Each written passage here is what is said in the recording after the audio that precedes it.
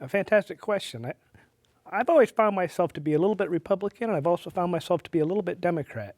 Kind of like that old country song, the Osmond, and so I'm looking forward to actually bring both sides together. Clearly more than half the state are unaffiliated voters, and I'm looking to reach out to both sides of the aisle, but not mostly most sides of the aisle, but clearly half the people I think feel like myself, and we're looking to bridge that gap with the New Moderate Party and myself. We're trying to bring the people together to more of to equilibrium somewhere in the middle. So our state isn't extreme over here or extreme to the right on these issues.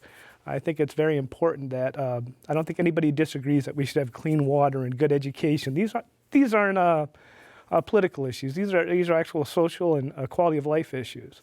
I hope to make Rhode Island also a destination. One of the things that we want to make is, I call it Destination RI. I think it's very important that we start bringing more people into the state. We can either pay more taxes next year. Everybody agrees taxes are going to go up. We can either pay more taxes or we can bring more people in to pay those taxes. And I think we have some of the most fantastic beaches. We have Newport, Providence. We have world-class entertainment here in Rhode Island, and we need to showcase that.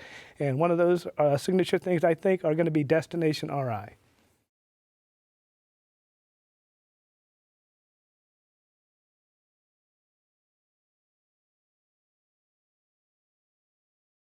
Robert Healy and myself actually are running on the platform that the office should actually be eliminated. $1 million budget for an office that has, very limited functions is, absurd. There's a lot of better things that money can be used for. How many playgrounds could we build with $1 million? How many structural reforms could we make with that $1 million? One of the platforms, like I said, that the Moderate Party, myself and Mr. Healy are advocating is the actual elimination of Lieutenant Governor's position, or at least statutorily make changes so there's no functions in the department and that the funds are removed from that department until such time as the Lieutenant Governor actually takes over for the governor. And so, yes, we actually believe that the position should be actually eliminated. And if it's not, it should be authorized to take on other functions of the government so we can relieve pressure somewhere else on the budget. So.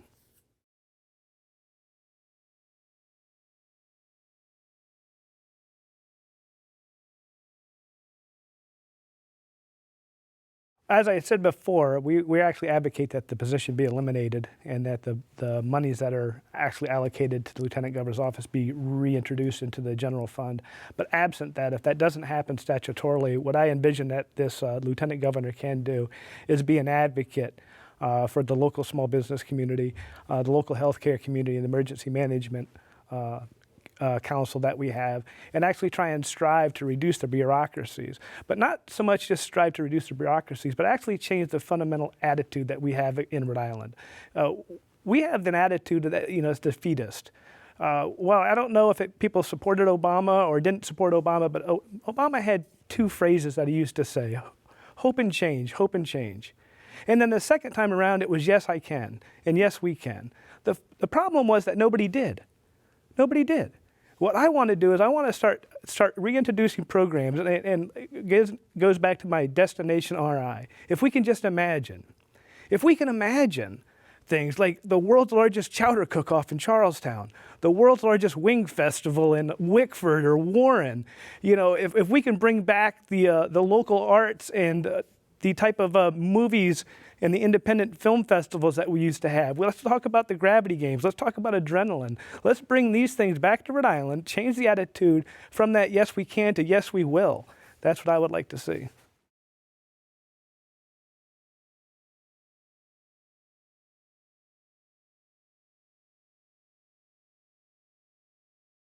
I think that as Lieutenant Governor candidate running under the Moderate Party, I'm in a unique position where as I've said before, I'm a little bit Republican and I'm a little bit Democrat. I've actually been endorsed by both parties for various offices at different times in Rhode Island history. I believe I already sit in that position of being in the middle.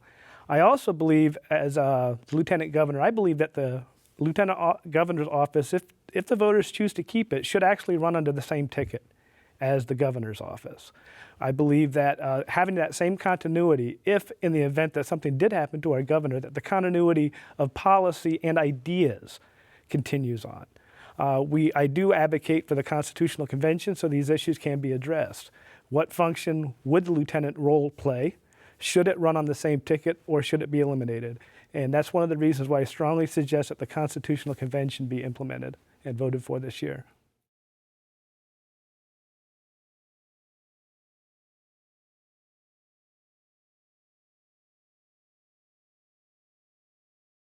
Actually, I think we do a pretty good job with the Emergency Management Council and the functions, but I know the role is always expanding because a lot of people assume it's just natural disasters, but that's not true. We also deal with homeland security issues on that council, and we also just deal with general terrorist or non-natural disasters, but we see a lot of times, like we've seen at our elementary schools with some of these horrid shootings and stuff. This Emergency Management Council should be, the go-to agency, I believe, for those types of issues also. But I do think we could do more training at the civilian level.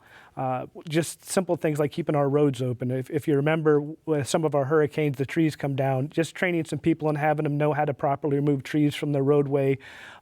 Maybe working with people in certain neighborhoods so we actually have chainsaws available. They're trained in the use of chainsaws. They're trained in the use of not going near power wires. The other thing I think that we could do is we need to identify all those people that don't have potable water when their power goes out. It's people in the city of Cranston and Providence don't realize that when they lose their power, they have municipal water. But people in Exeter and various places in other parts of western and southern Rhode Island are on wells. They don't have any potable water. They don't have any drinking water. They don't have any water to bathe. And those are some of the types of issues. If we identified those people when we have extended power outages, that we could try and get water and get to those people, knowing that they may be shut-ins or not. So I think civilian training would be my biggest number one goal there.